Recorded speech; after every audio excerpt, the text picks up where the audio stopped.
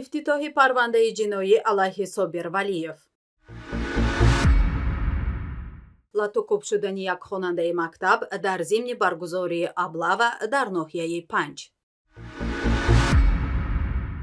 таъкиди русия ба тақвияти зарфияти созмони паймони аҳдномаи дастаҷамъӣ. эмомалӣ раҳмон квотаи ҷалби коргарони чинӣ ба тоҷикистонро имзо кард. алайҳи собир валиев, яке аз фаъолони сиёсии собиқ дар тоҷикистон, парвандаи ҷиноӣ боз шудааст. ин фаъоли сиёсӣ дар суҳбат бо радио озодӣ таъкид кардааст, ки нисбати ӯ мутобиқ ба беш аз 10 моддаи кодекси ҷиноии тоҷикистон парванда боз шудааст. собир валиев таи ин суҳбаташ аз чанд иттиҳомот алайҳаш ёдовар шудааст. ин фаъоли сиёсии собиқ гуфтааст, бар тибқи моддаҳои 307 ва 197 кодекси ҷиноӣ, ки марбути ифротгароӣ ва терроризм мебошад, алайҳи ӯ парванда боз шудааст. дигаре аз иттиҳомотро ӯ сохтакорӣ гуфтааст.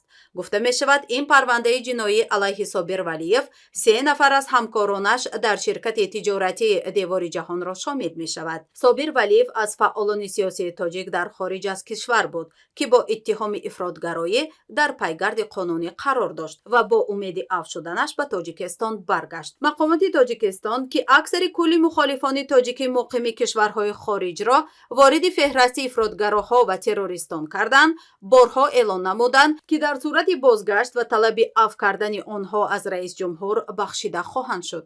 аммо собир валиев гуфтааст, феълан аз сӯи мақомоти додситонӣ алайҳаш парванда боз шудааст ва ҳамчунин ӯ ҳаққи тарки ҷойи зисташ дар тоҷикистонро надорад. ин фаъоли сиёсии собиқ баъди бозгашташ ба тоҷикистон ширкати Девори ҷаҳонро таъсис дода ба тиҷорат машғул буд. феълан дари Девори ҷаҳон ба рӯи ӯ аз тарафи додситонӣ баста шуда ва ӯ ҳаққи вуруд ба онро надорад. бинобар ин ӯ ба унвони додситонии кул нома навиштааст, зеро муфаттишони ин ниҳод, ки ба ӯ гуфтаанд аз боло дастур шудааст то алайҳаш парванда боз шавад, бо гузашти 2 моҳ аз эълони айб дигар ба суроғи ӯ наомадаанд. ин дар ҳолест, ки додситони ӯро мамнуъулвуруд ба ширкат ва мамнуъулхуруҷ аз кишвар кардааст. корманди комиссарияти ҳарбии ноҳияи 5 як хонандаи мактаби ҳамагониро латокоб кардааст. ба иттилои сайти Фараш, корманди комиссарияти ҳарбии ноҳияи 5 Суннат Инагамов як хонандаи мактаби ҳамагониро латокоб кардааст, ки феълан ӯ дар бахши эҳёи бемористон бистарӣ аст. манба мегӯяд, ин иттифоқ дар зимни баргузории сарбозшикор ё аблава дар ин ноҳия сурат гирифтааст. Неъматулло Бобозода, тағои ин хонандаи мактаб, дар суҳбат бо манба гуфтааст, хоҳарзодааш Фитрат Раҳмонзодаро комиссари ноҳияи 5 латокоб кардааст.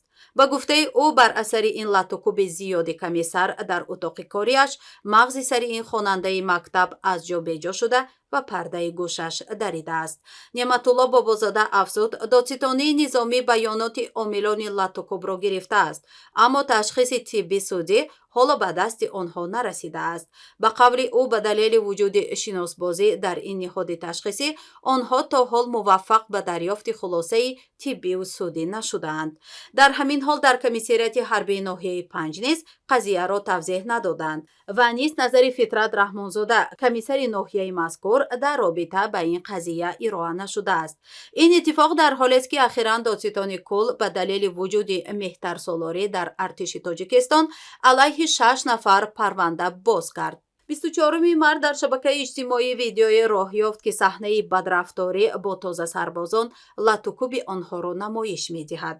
дар лаҳзаи пайдоиши ин видео замон ва макони дақиқи сабти он маълум набуд, аммо баъдтар додситонии кулли Тоҷикистон ва вазорати умури дохилӣ эълон карданд, ин ҳодиса рӯзи 15 декабри соли 2022 дар қисми ҳарбии 0215 нерӯҳои сарҳадии Кумитаи давлатии амнияти миллии Тоҷикистон воқеъ дар шаҳри Конибодом рух додааст.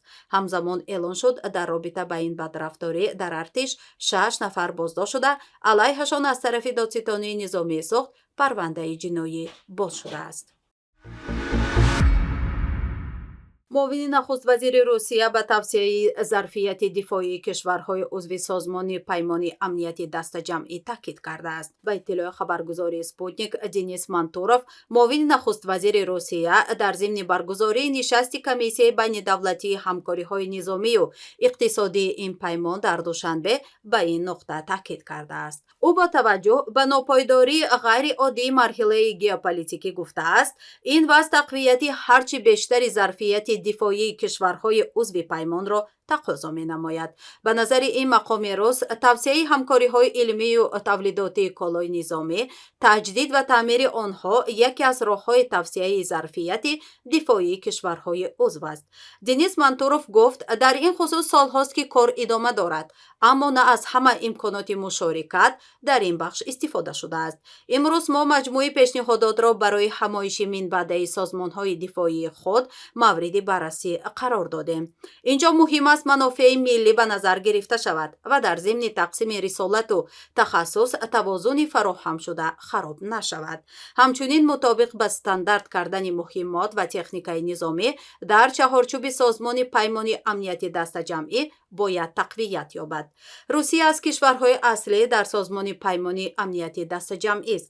аммо коршиносон мегӯянд, тӯлонӣ шудани ҷанги ин кишвар дар Украин қудрати низомӣ ва таҳримҳо иқтисоди онро таъзиф кардааст. бо таваҷҷӯҳ ба даргирии ҷанг будани Русия, бархе аз коршиносон мегӯянд, ин вазъи Русия мунҷар ба тавсеяи бештари нуфузи Чин дар Осиёи Марказӣ мешавад. تعداد جایهای کاری خالی در ساختوسازی طرح لوله‌ی گازی آسیای مرکزی به چین برای تاجیکستانیان معین شدند. تنها 34 نفر از تاجیکستانیان حق کار در طرح این لوله گاز را خواهند داشت، در حالی که گفته می شود این طرح به 2739 نفر کارمند نیاز دارد که 70% آنها از چین آورده می شوند. به اطلاع خبرگزاری آزیا پلاس، امامعلی رحمان فرمان مقرر کردن کوته علاهیده مخصوص برای جلب قوه کاری خارجی به تعداد 2739 نفر به تاجیکستان را امضا کرده است.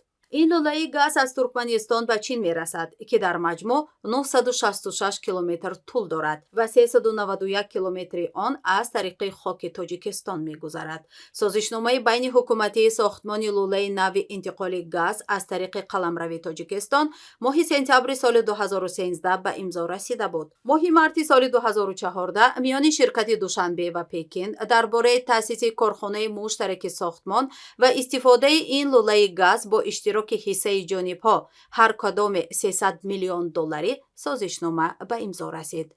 در دایره این لایحه در قلمرو تاجیکستان ساختمان 42 نقب کوهی با مسافه عمومی 63.3 کیلومتر و دیگر زیرساختارها پیش بینی شدند. این لوله در حدود تاجیکستان از طریق شهر و ناحیه‌های ترسونزاده، حصار، شهرنو، رودکی، وحدت، فیض‌آباد، نورآباد، رشت، تاجیکستان و لغش تا مرز قرقیزستان می رسد.